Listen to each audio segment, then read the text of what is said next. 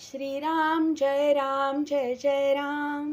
श्री अनंतकोटी ब्रह्मांड नायक राजाधिराज सच्चिदानंद सद्गुरु श्री ब्रह्मचैतन्य महाराज की जय. जय जय रघुवीर समर्थ. श्रीराम. श्री ब्रह्मचैतन्य महाराज गोंदवलेकर प्रवचने या ग्रंथारंभी केवी उर्फ बाबा बेलसरे यांनी 1966 साली पहिल्या आवृत्तीच्या प्रकाशनाच्या वेळी लिहिलेली प्रस्तावना.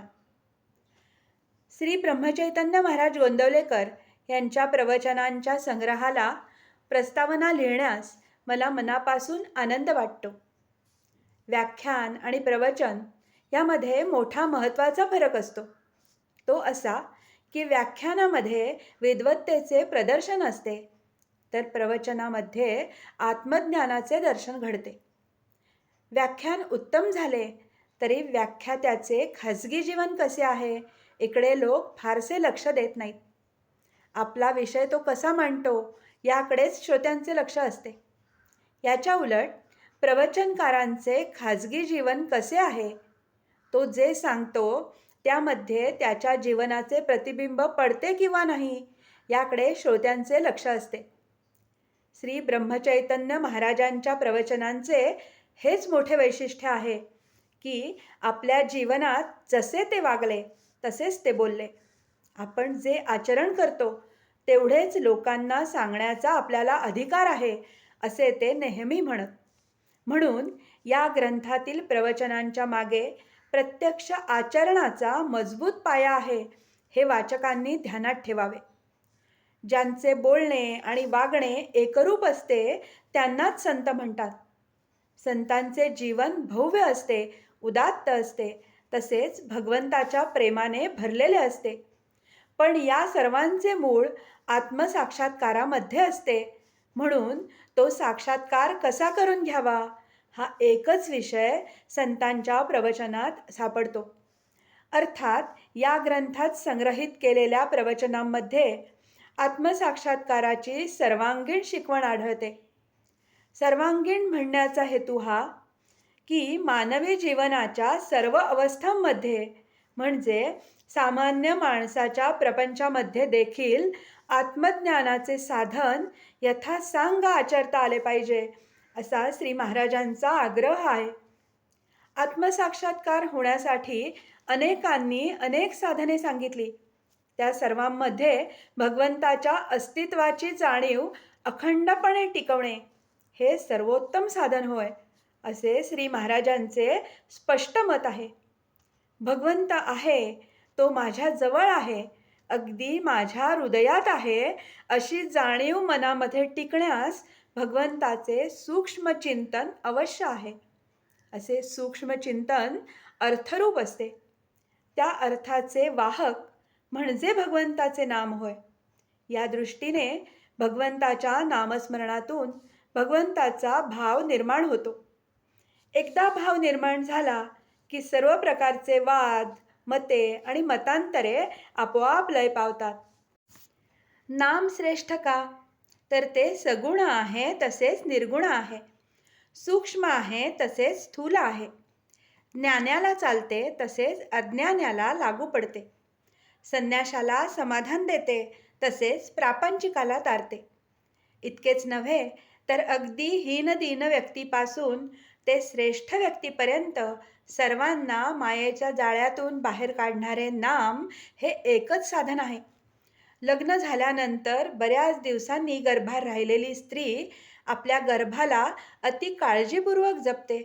तसे श्री सद्गुरूंनी दिलेल्या नामाचे जतन केल्यास याच जन्मामध्ये भगवंताचे सान्निध्य खात्रीने अनुभवास येते असे श्री महाराजांचे प्रतिज्ञापूर्वक सांगणे आहे.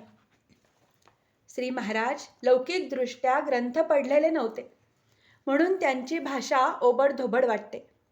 पण तिच्यामध्ये एका थोर नामसिद्ध स्थितप्रज्ञाने आपल्या आत्मसाक्षात्काराचे सार ओतलेले आहे. प्रवचनांची वाणी भगवंताच्या प्रेमाने रसरसलेली असली तरी तिचे तेज शांतता आणि समाधान देते. सर्व प्रवचनांचे मूळ भगवत प्रेरणेत असले तरी प्रसंगोपात लौकिक परिस्थितीचे आणि व्यवहाराचे विवेचन मधून डोकावते.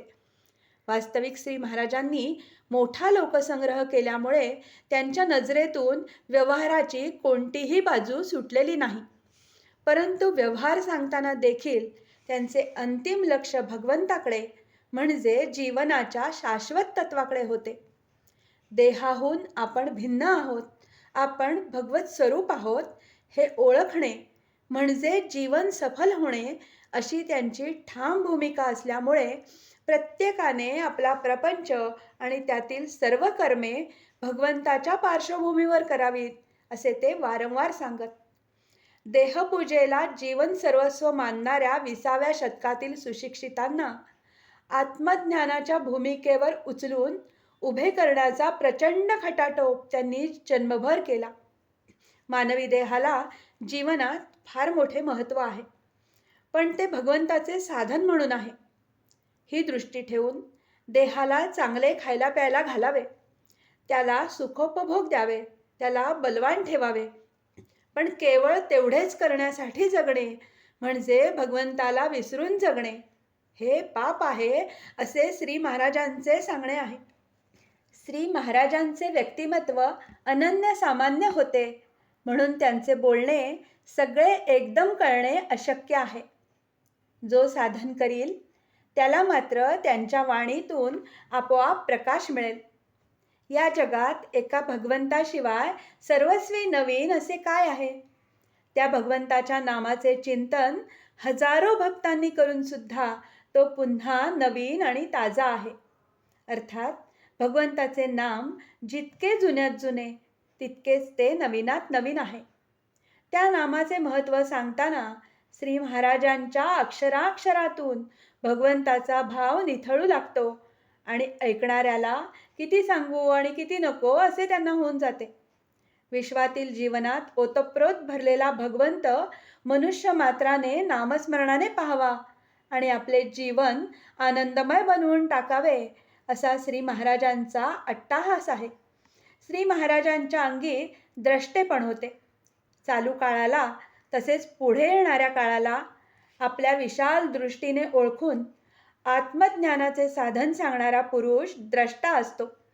ते साधन म्हणजे नाम होय. नाम स्वयंभू आहे, शक्तिरूप आहे. त्यामध्ये भगवंताची दिव्य शक्ती साठवलेली असल्याने नामाने वासना जिंकता येते. नामामध्ये गुरुकृपा आणि भगवत कृपा यांचा समावेश होतो. नाम निश्चयाने घ्यावे पण प्रेमाने घ्यावे, नियमाने घ्यावे पण मनापासून घ्यावे, उत्साहाने घ्यावे पण चिकाटीने घ्यावे. नामाला नीतीची, सदाचरणाची आणि कर्तव्याची जोड द्यावी. असा धीर धरून नामाचा अभ्यास करणाऱ्यास आज ना उद्या साक्षात्कार झाल्याशिवाय राहणार नाही असा श्री महाराजांचा आशीर्वाद आहे. श्री गोखले स्वतः साधक वृत्तीचे आहेत. त्यांनी अत्यंत परिश्रम घेऊन श्री महाराजांच्या प्रवचनांचा हा संग्रह लोकांसमोर ठेवला आहे. त्यामुळे साधकांची फार सोय होईल यात शंका नाही. या पुण्यकर्माने त्यांचे चित्त नामात अधिकाधिक रंगून जाओ हीच माझी श्री सद्गुरुचरणी प्रार्थना आहे. के.व्ही. बेलसरे, कृष्णबाग, मालाड.